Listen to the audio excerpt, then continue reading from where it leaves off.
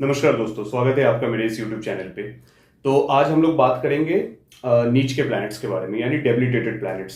जो नीच के ग्रह होते हैं वो किस तरह के इफेक्ट्स देते हैं हमारी कुंडली में। देखिए, हम सबको पता है कि जो नीच के ग्रह होते हैं वो बहुत ज्यादा अच्छे इफेक्ट्स नहीं दिए जाते उनसे, मतलब ये हम सबको पता है। क्योंकि जहां डेबिलिटेटेड प्लैनेट बैठता है वहां कुछ ना कुछ प्रॉब्लम जरूर देता है। उसका रीजन क्या है कि जहां पे उच्च के ग्रह बैठते हैं वहां तो वो अच्छी जगहों पे बैठ जाते हैं क्योंकि वहां पे वो खुश होते हैं। लेकिन जो प्लैनेट जहां नीच का है, डेबिलिटेटेड है, जैसे मान लीजिए मकर राशि में जुपिटर बैठा हो तो वहां नीच का हो गया। अगर मान लीजिए शनि बैठा हो मेष राशि में, एरीज में, तो वहां पे वो डेबिलिटेटेड नीच का हो जाता है। तो वहां पे वो नॉर्मली प्लैनेट्स जो देखा गया वो अच्छे रिजल्ट्स क्यों नहीं देते, क्योंकि एक तरीके से देखा जाए तो वो उस घर में खुश नहीं होते। अगर आपको कहा जाए कि आप एक ऐसे घर में जाओ जहां पे आपका मन नहीं लगे, तो क्या आप खुश रहोगे? वहां पे नहीं रहोगे। So that is the reason planets के साथ भी यही होता है।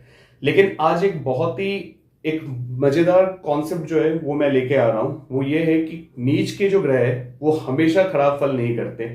कुछ प्लैनेट्स, कुछ कंडीशंस ऐसी होती है जो नीच के ग्रहों के लिए भी काफी अच्छा होता है। जहां पे नीच के ग्रह अगर आपकी कुंडली में मिल जाए तो यकीन मानिए वो प्लैनेट्स आपके लिए सबसे ज्यादा फायदेमंद हो सकता है। अब वो क्या क्या कंडीशन है ये मैं आपको एक एग्जाम्पल के तौर पे समझाऊंगा। तो जैसे कि आप देख सकते हैं, ये वृश्चिक लगन की कुंडली है, 8 नंबर की कुंडली, स्कॉर्पियो असेंडेंट, ठीक है। अब यहां पे मान लीजिए मैं यहां पे थर्ड हाउस में जुपिटर को लिख देता हूं, गुरु को। अब जुपिटर यहाँ पे थर्ड हाउस में नीच का हो गया, तो अब क्या कैसा फल देगा? यहाँ पे लोगों को लगेगा कि ये जुपिटर की जब दशा या अंतर्दशा आएगी तो ये खराब रिजल्ट देगा। नहीं, यहां पे जुपिटर बहुत अच्छे रिजल्ट्स देगा। उसका रीजन क्या है कि जब भी जो डेबिलिटेटेड प्लैनेट है, वो मान लीजिए 3, 6 और 8, ये जो 3 घर है, यहां पे अगर बैठ जाए कोई भी डेबिलिटेटेड प्लैनेट, तो वहां पे वो अच्छे रिजल्ट्स ही करते हैं।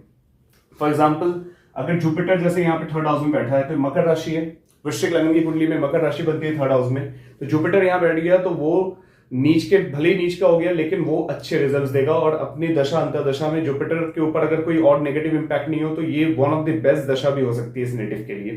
ठीक उसी तरीके से अगर मान लीजिए 6th हाउस में कोई प्लैनेट नीच का होता है, अगर मान लीजिए यहाँ पे जैसे शनि बैठे होते, और तो शनि भी यहाँ पे नीच के हो जाते क्योंकि मेष राशि पड़ रही है 6th हाउस में, तो ये शनि भी बहुत अच्छे रिजल्ट्स देते हैं अगर 6th हाउस में अगर मान लीजिए कोई भी नीच का प्लैनेट बैठ जाए। ठीक उसी तरीके से 8th हाउस में कोई अगर नीच का प्लैनेट बैठ जाए, हालांकि ये मिथुन राशि है, यहाँ पे कोई नीच का प्लैनेट नहीं है, लेकिन कोई और दूसरे लगन की कुंडली होती। फॉर एग्जाम्पल, आप मान के चलो कि कन्या लगन की कुंडली होती, और कन्या लगन की कुंडली में अगर 8th हाउस में देखा जाए तो ये मेष राशि पड़ती, वहां पे अगर शनि बैठ जाते तो वो बहुत कारगर साबित हो जाते, बहुत अच्छे रिजल्ट्स देने वाले साबित हो जाते।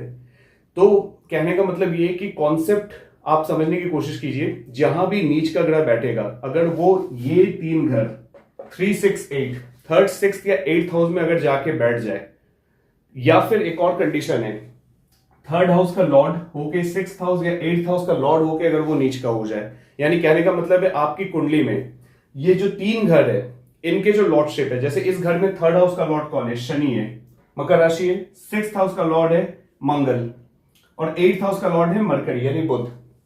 तो वृश्चिक लगन की कुंडली में अगर आपका शनि, मंगल या बुध, इनमें से कोई भी ग्रह अगर नीच अवस्था में भी बैठ जाए तो वो आपके जो उनकी जो दशा अंतर्दशा होगी वहां पे वो रिजल्ट्स खराब नहीं करेगा, बल्कि उनके रिजल्ट्स काफी अच्छे आएंगे। तो बेसिकली आज के लिए इतना ही, ये कॉन्सेप्ट था डेबिलिटेटेड प्लैनेट्स के लिए। उम्मीद करता हूँ ये वीडियो आपको अच्छी लगी होगी। अच्छी लगी हो तो please like, share and subscribe जरूर कीजिएगा मेरे चैनल को। मिलते हैं अगली वीडियो में। Thank you so much.